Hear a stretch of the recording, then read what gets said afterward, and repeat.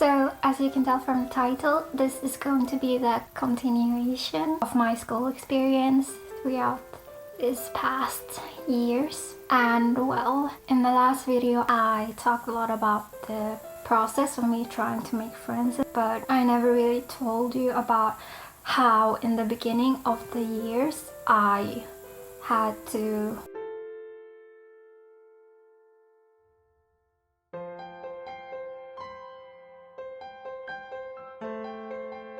when it was my turn, she talked to me and she brought up about the stuff that I had been talking to my school nurse in primary, because when I was in primary I had a talk with our nurse about how I was feeling down and stuff like that. So apparently she had written in her report about that, and then this school nurse brought that up. And I actually never intended to tell her anything about it, but once she brought it up, I started tearing up and stuff. So she was like, maybe we need to talk about that. So we started to talk about that and this whole thing about not being able to make friends like I thought I would be able to. That kind of put me down a lot more. The important thing for me personally at that time was to have friends to talk to about school assignments and stuff like that. But since I didn't have any friends to talk to about that, I felt kind of left out, and it was like I had to deal with it myself, if you know what I mean, because everyone else had friends to talk to, so they were in this together while I was by myself. So it was like I had to carry that burden myself. And I don't know, even though I tried to speak to those classmates that I used to hang out with, I sometimes had these thoughts that they wouldn't care if I disappeared or if I slowly got myself out of the group. So that's what I did.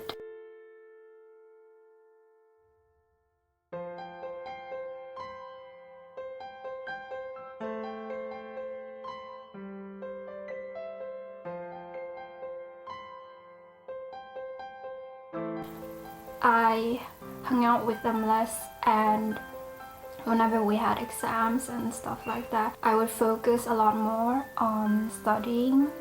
So I would not go eat lunch with them, so I'd skip lunch and then I would sit by myself somewhere and study instead, because that gave me the possibility to think of something else than the fact that I never really felt like they were my friends.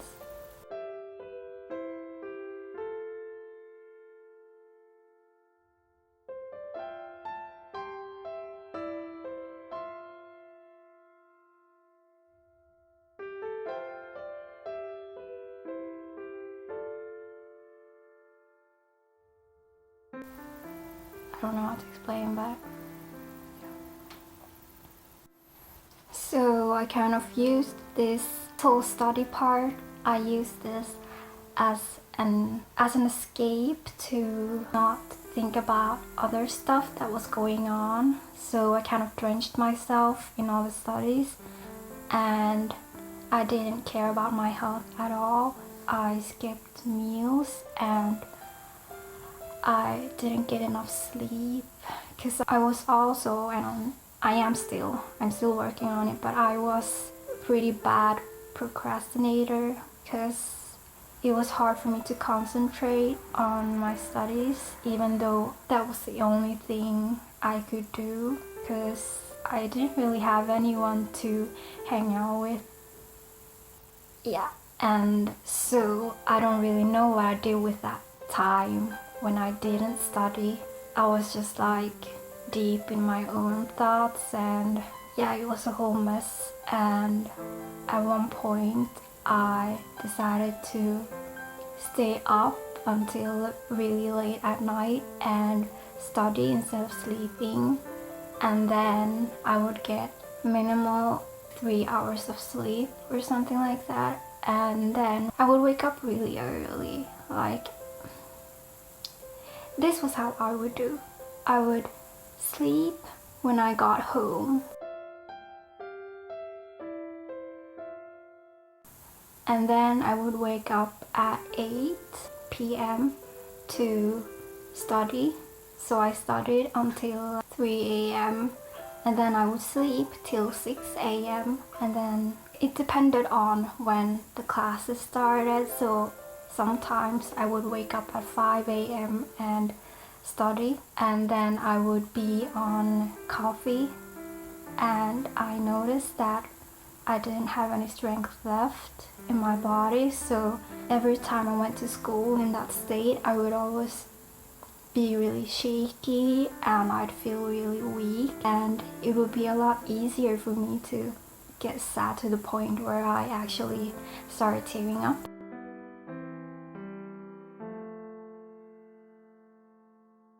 So during classes sometimes I would have to walk out of class and go to the bathroom and cry my eyes out there. So it was really emotional for me at that time. So I talked to the school nurse about that and told her about not eating enough and not getting enough sleep, and she made me really uncomfortable.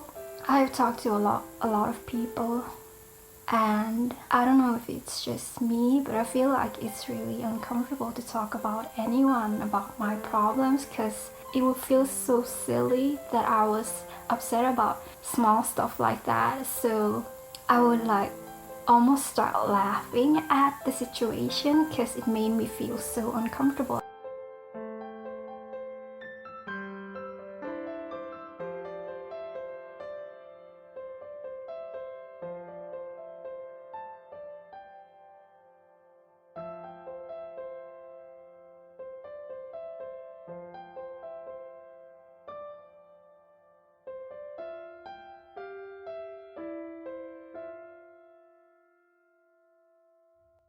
Sometimes I question if they really cared about me or if they just pretended, because it's their job to talk to you about your problems and stuff. I don't know. Whenever she told me that I could see her again and she wanted to make an appointment with me again next time, I didn't want to go because it made me feel really uncomfortable. So I just didn't like that.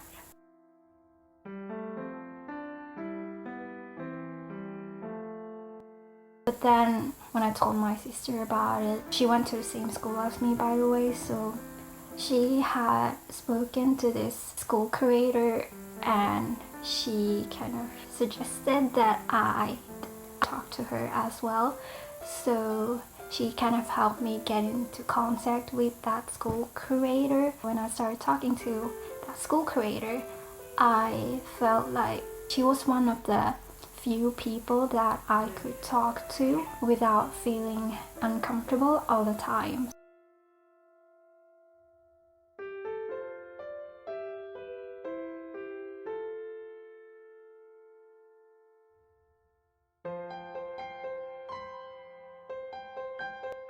I don't really want to go into much about how I got help to get better because I'm just going to make it really short, okay? So at first, the school nurse had contact with some kind of organization that helps young people with their problems, you know, like if you have depression, you can go and talk to them and they will help you and stuff like that. So this school nurse, she sent them a referral, and then they sent me a message and told me to go there with my parents, but I didn't want my parents to know because they didn't know anything about how I was feeling and stuff. And when she did contact my parents, because I was under 18, they got a huge shock and they were like, no, can't be, our daughter isn't depressed and the school nurse is just overreacting and stuff. And my parents were like, you don't need that help because there are a lot of other people that have it worse than you do. There are people that don't have anything to eat, what you do, stuff like that. And it kind of made me feel like total crap, and I blame myself for feeling that way. So I was like, yeah, I shouldn't feel that way. So when we went to talk to the organization people, and they told us that they would give us another appointment with just me. They told me that if I didn't feel like it anymore, I could send them an email and tell them that, and then we don't have to go any further. So when we came home, my parents said I didn't need any of that help, so I just sent them an email saying that I don't need that help and that I don't want to go there anymore. So I did that.